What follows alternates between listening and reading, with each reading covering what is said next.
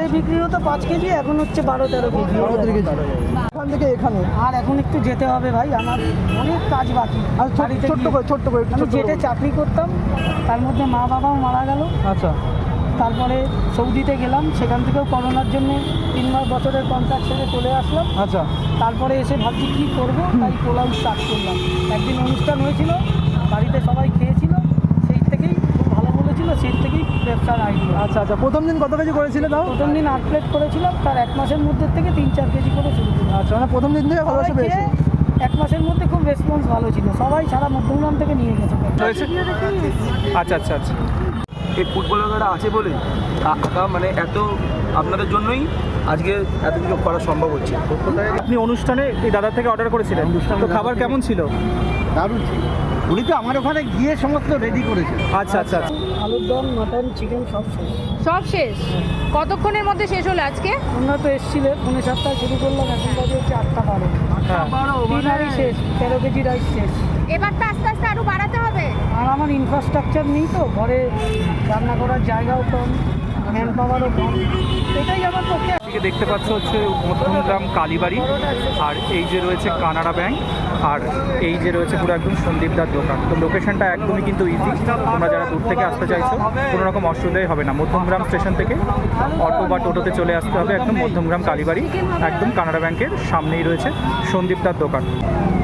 দাদা আজকে কিছু দেরি হয়ে গেল? হ্যাঁ, দেরি হয়ে গেল। পার্সেল ছিল তো এখানে দেখতেই পাচ্ছ, মানে সন্দীপদা আসার সাথে সাথেই কিন্তু প্রচুর কাস্টমার কিন্তু অলরেডি লাইনে দাঁড়িয়ে রয়েছে দাদার বিশেষ কম্বোগুলো নেওয়ার জন্য।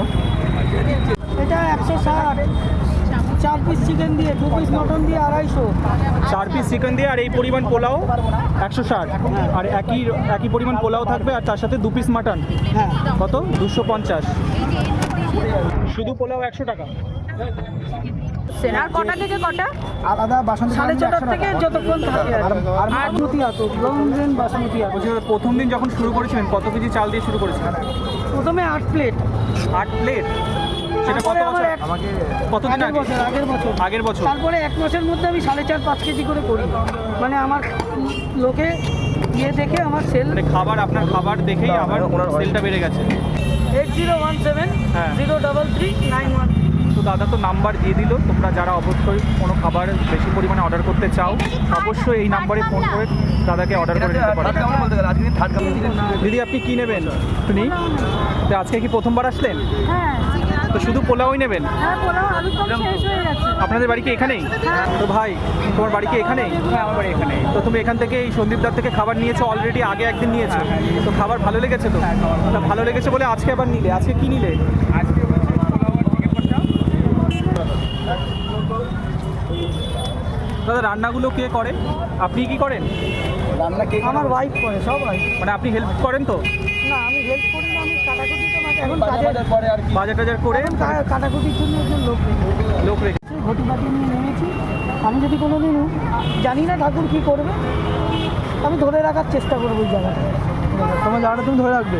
আচ্ছা একদম মধ্যমগ্রাম কালীবাড়িতে সন্দীপদার দোকানের সামনে ওই রয়েছে কালীবাড়ি, আর এখানে রয়েছে সন্দীপদার দোকান। এখন প্রায় 8:30 বাজে, কিন্তু সমস্ত খাবারই শেষ। দাদা এখন চলে যাচ্ছে, তাই তো দাদা? সব খাবার মোটামুটি শেষ হয়ে গেছে 1 ঘন্টার মধ্যে। আর দাদা এই বৃহস্পতিবার দাদার দোকান বন্ধ থাকছে, তাই তো? হ্যাঁ।